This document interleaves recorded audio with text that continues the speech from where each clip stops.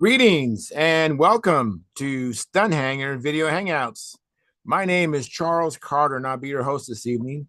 I want to extend to you my gratitude for you watching Stunthangar Video Hangouts. If you're watching this as a replay, I want you to know that I host these YouTube live streams every Monday and Friday evening starting at 6:45 p.m.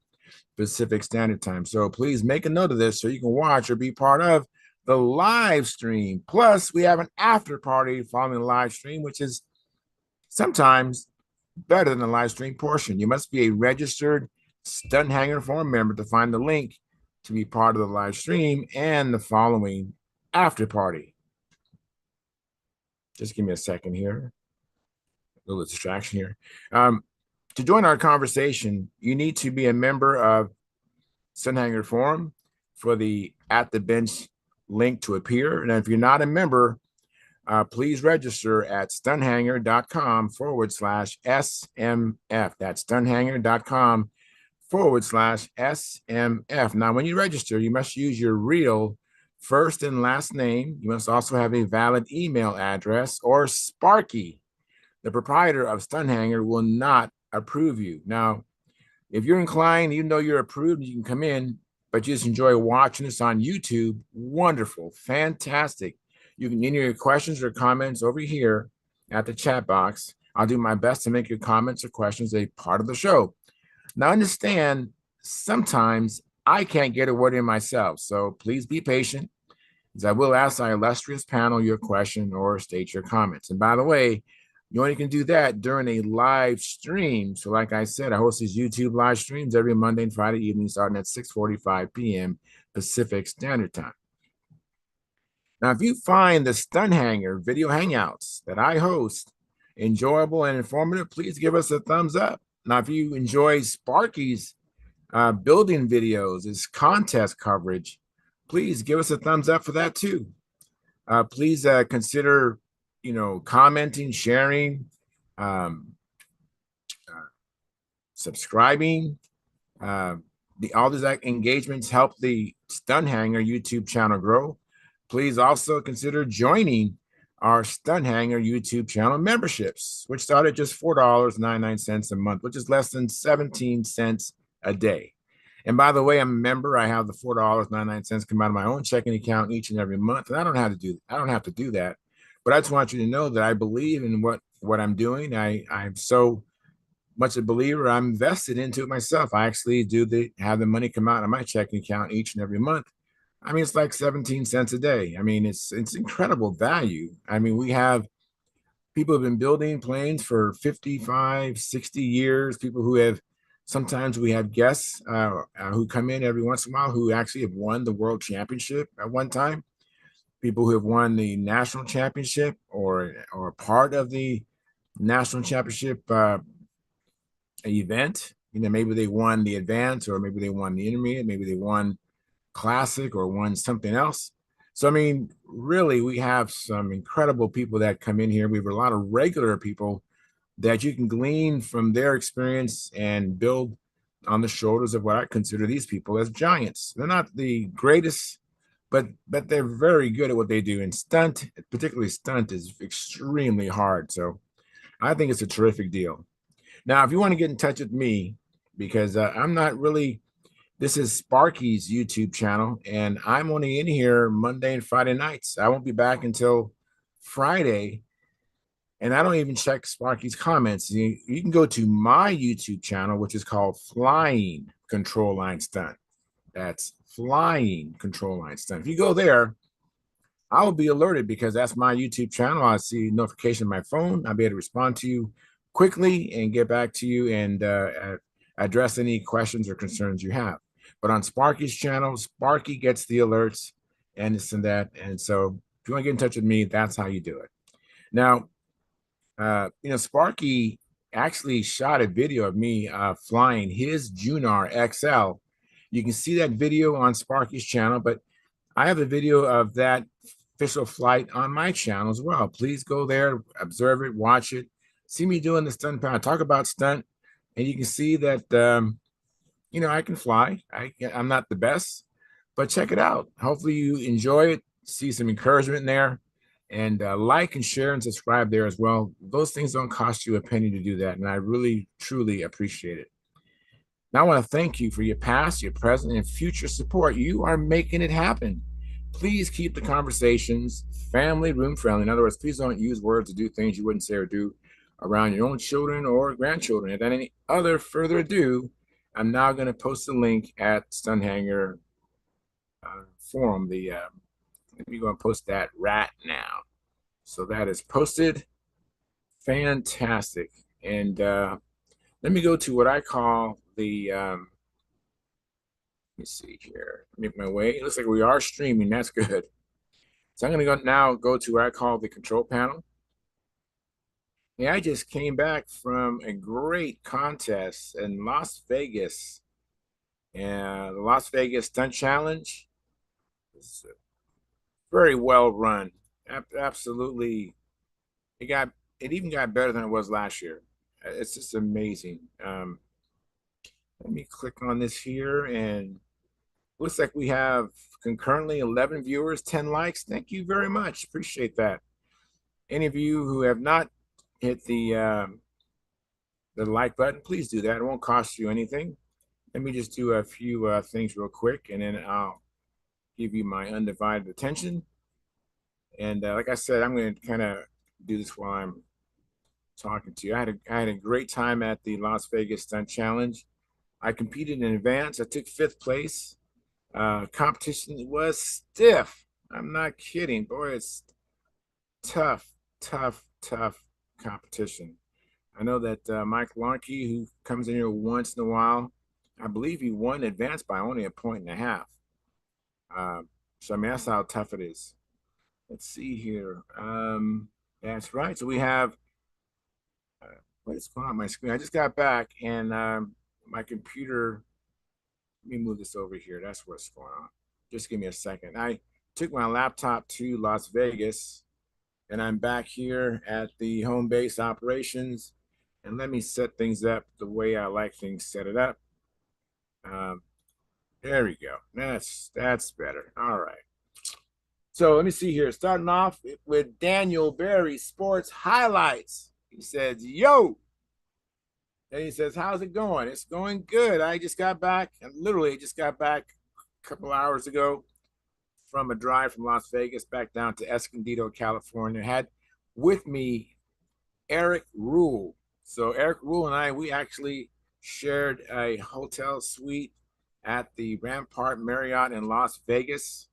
Had a great time. Eric Rule is wonderful to be with.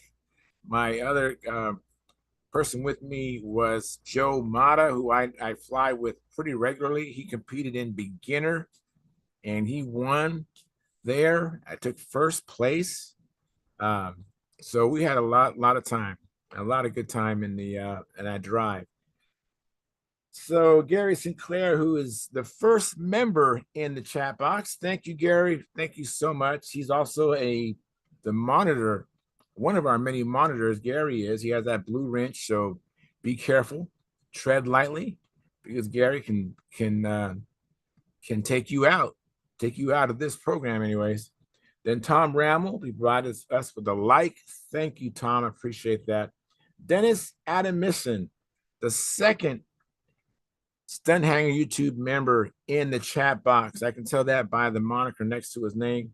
He provided us with a like. Thank you very much. And Philip Bailey, who comes in the gallery as well. He's not a member, but he provides us with a like. Thank you very much, Philip Bailey. Marcel Legrand.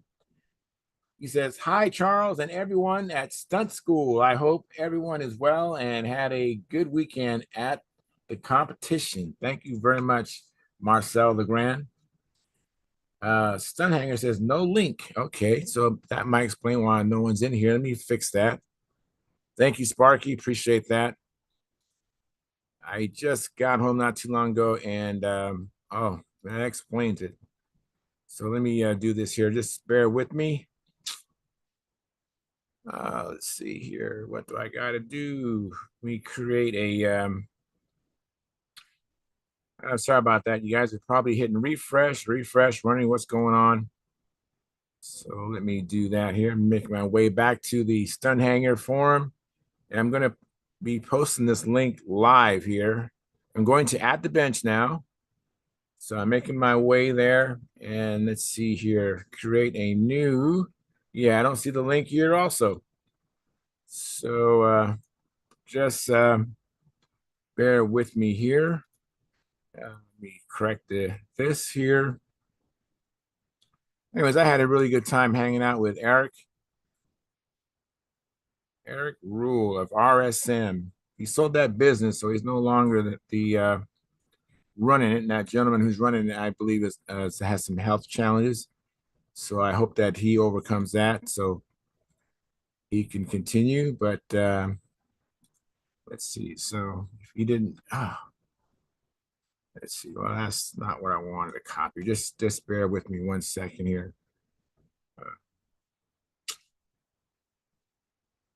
Copy. Okay. No, I don't want to copy the invitation. Let me copy invite. There we go. Copy the invitation. There we go. All right. So I am now setting up to post the link. You can go ahead and make your way to Stunthangar Forum.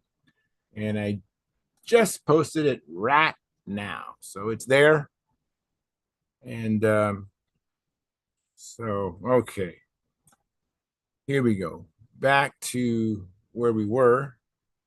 So right now we have 23 viewers. And while I'm waiting for people to come in, let me see here. Oh, great. Tom is coming in and Sparky is coming in. Tom Rammel, thank you so much. You're the first one in there. And how you doing? Hi, Charles. I'm doing great. We Good. had a good weekend. We had the three boys that built the airplane. Three teenage boys built an airplane, and they got to fly it on Saturday. Oh, fantastic. It was 39 degrees, but Oh boy. no wind. So that was pretty good weather for Minnesota. Very good. Very good. I'm glad. So Yeah. the plane you built was a control line or RC plane? What was it? It was RC. It's a electric cadet, Okay. 70-inch wingspan, and the three boys built it. Very good. Three teenage boys.